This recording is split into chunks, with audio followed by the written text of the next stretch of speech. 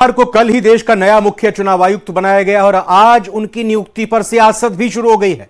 राहुल गांधी को नए चुनाव आयुक्त की नियुक्ति पर आपत्ति है। उन्होंने कहा कि नियुक्ति में सुप्रीम कोर्ट के आदेश का उल्लंघन किया गया है। बीजेपी ने इस पर पलटवार किया है।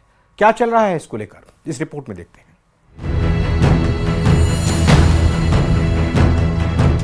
देश के नए मुख्य चुनाव आयुक्त की नियुक्ति पर सियासत शुरू हो चुकी है। ज्ञानेश कुमार को कल देश का नया मुख्य सचिव आयुक्त बनाया गया। 3 सदस्यों की कमेटी ने ज्ञानेश के नाम पर मुहर लगाई है, जिसमें प्रधानमंत्री, गृह मंत्री और नेता विपक्ष शामिल थे। लेकिन कमेटी में शामिल नेता विपक्ष राहुल गांधी ने अब इस सिलेक्शन पर सवाल उठा दिए हैं। राहुल गांधी ने दावा किया है कि मोदी सरकार ने सुप्रीम कोर्ट के आदेश का उल्लंघन करते हुए मुख्य चुनाव आयुक्त की नियुक्ति वाली कमेटी से भारत के मुख्य न्यायाधीश को हटा दिया। इस पूरे मामले में चल रही सियासी बयानबाजी भी सुनिए। तो आपने क्या किया है? आपने एक प्रकार से जो एक गरिमा है, जो एक आत्मा है, जो अक्षर से आगे होती है, जो उद्देश्य है, जो धारणा है गणतंत्र की, उसकी अवमानना ही नहीं की, उसको आपने एकदम नकार दिया है। सिर्फ किस लिए? 48 घंटे, 1 हफ्ते या 2 हफ्ते के लिए।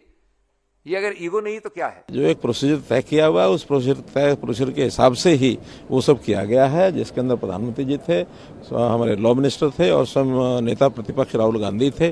तीनों की मीटिंग के अंदर तय हुआ है और जो मीटिंग का जो तय हुआ रिजल्ट है उसको बाहर बताया गया। उसी नाते से नए सीईसी आखिर पहले रिटायर हुए हैं, सीईसी तो नया कोई ना कोई बनना ही है। ये असहज करता है लोकतंत्र के मिजाज के अनुरूप, पारदर्शी लोकतंत्र। बहरहाल अब ज्ञानेश जी आए हैं, एक विवेक जी आए हैं। उनसे उम्मीद होगी कि आर्टिकल 324 के तहत जो मनोभावना थी संविधान बनाने वालों की कि स्वतंत्र और निष्पक्ष चुनाव और लेवल प्लेइंग फील्ड, उस पे कायम रहे। तो राहुल गांधी को ये पता है कि वो आम इंसान नहीं है, सबको अपमानित करने का काम करते हैं, सबको। अब सवाल है कि राहुल गांधी और विपक्ष के दावों का सच क्या है। दरअसल मार्च 2023 में सुप्रीम कोर्ट ने मुख्य चुनाव आयुक्त और चुनाव आयुक्तों की नियुक्ति के लिए एक पैनल का गठन किया था, जिसमें पीएम, नेता विपक्ष और सीजेआई को रखा गया था। हालांकि कोर्ट ने उस वक्त ही ये साफ कर दिया था कि चयन की ये व्यवस्था तब तक ही प्रभावी रहेगी जब तक कि सरकार संसद के जरिए इसको लेकर कोई स्थायी व्यवस्था नहीं कर देती। सरकार ने 2023 के दिसंबर में ही इसको लेकर एक स्थायी व्यवस्था कर दी थी, जिनके मुताबिक प्रधानमंत्री, नेता विपक्ष और प्रधानमंत्री की तरफ नामित कोई मंत्री उस कमेटी का सदस्य होगा जो मुख्य चुनाव आयुक्त और चुनाव आयुक्तों की नियुक्ति करेगा। और इस मामले में भी वैसा ही हुआ है, यानी सरकार ने सुप्रीम कोर्ट के आदेश का उल्लंघन नहीं किया है।